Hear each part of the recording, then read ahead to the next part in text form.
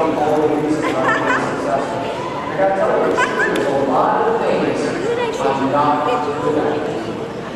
What I learned is... Robert? Yep. Hi, Randy Thomas from that channel. Thanks for being here. Quick question. It's a little bit of a segue here. If you were to, like, you started with nothing, you're self-made, okay? In a certain period, when whatever year that was. Today. I'm only 28, right? Right, exactly. What are you getting? Exactly. I knew that. I just didn't want to. I didn't want to underrate you. So, if you lost it all, in this day and age, you lost your contact, lost everything, where would you start? It's a great question. So, so people often ask me that, and I say, you know what, dude? First of all, it won't bother me. The greatest thing about wealth, for me, is the sense of accomplishment. And, you know, I've never done anything to make more money. I've always done stuff to be more successful. So that never goes away, right? So if all the cars and the jets and all the stuff went away, how I feel about myself wouldn't change. Where would I start? Well, I'd stay in the computer business because that's really the only thing I know. You know, this is one of my themes is, I have friends that own restaurants and car dealerships and car washes, and I don't understand how they can do that. I don't understand how you can be great at so many things. I'm really good at computer security. I'm not very good at many other things. So I would start either in computers or eco. I think the internet, for me, was the hot area. I think today's internet is clean tech. I mean, if you look at all the investments that are being made by large venture capital firms, it's all in green technology, clean technology. Excellent, thank you. Just one last question. Jennifer Aniston or Angelina Jolie? You know, I gotta tell you, what's happened with Angelina Jolie? She's so thin. Like, I don't know. Is she sick? What's going on? I mean, she was such a beautiful woman, and she's like... Randy Thomas again from that channel. You were rich before you were on Dragon's Den for the Shark Tank. Let me ask you. That's one of the criteria. Yeah, I know. That's why I wasn't on it. But what I want to know is the value of your brand.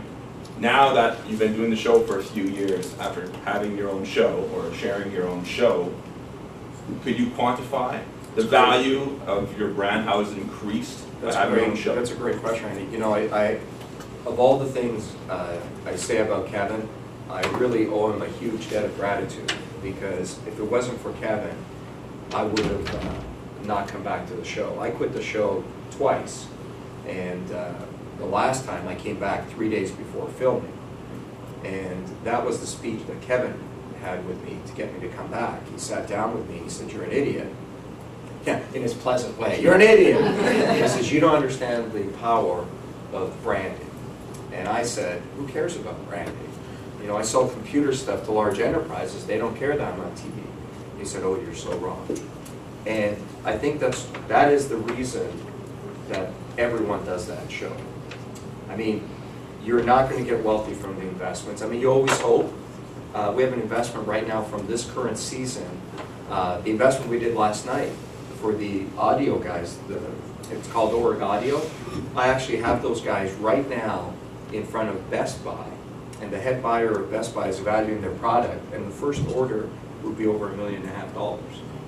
So that would be a pretty big deal, but relative to everyone's time, because we don't get paid to be on that show. Well, we get paid, but I'd be embarrassed to tell you how much we get paid. We got paid. I'm a Canadian actor, I know. Okay, so yeah, we didn't get paid very much, but yeah, it really increases your brand, and it gets you out there. And you know, the value of your brand is people know who you are before you walk in the door. A great brand is when who you are is consistent with what people think of you. So I think it's helped a lot. So what you're saying quickly is, sorry, just to sum it up, anybody who ever has an opportunity to do their own show, to be a part of a show production of any kind, should take it. I think what I've learned is every doctor wants to be a businessman, and every businessman wants to be an actor. and every producer in Hollywood is an ex-actor. And all my friends who used to make fun of me for being on the show all my Bay Street MBA friends, oh, I would never do that show, you're such an idiot. All apply every year when they hold auditions for New Dragons. So every year they hold auditions for New Dragons, just in case. Somebody leaves, I think it's because of me, somebody gets hit by a bus or something like that. So now that people see the value of being on the show, they want to be there. But it's like anything in life, you've got to put in the hard work to reap the rewards. We've been doing that show now for 7 years. And for the first 4 years, nobody watched that show. I mean, our ratings in the first year were 180,000 viewers. So to give you an idea, there's a show on CBC called The Chris and Dave Show, or Chris and Steve. That's Steve. You know, Steve and Chris. They got more ratings than we did.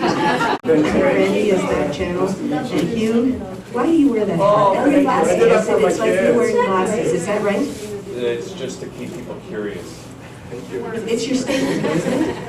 Yeah, because I said it's just a statement, so these are that channel. You need to find out if you should have a program, right? Have you talked to both of these two? We'll talk to the guy with the hat too. Okay, that's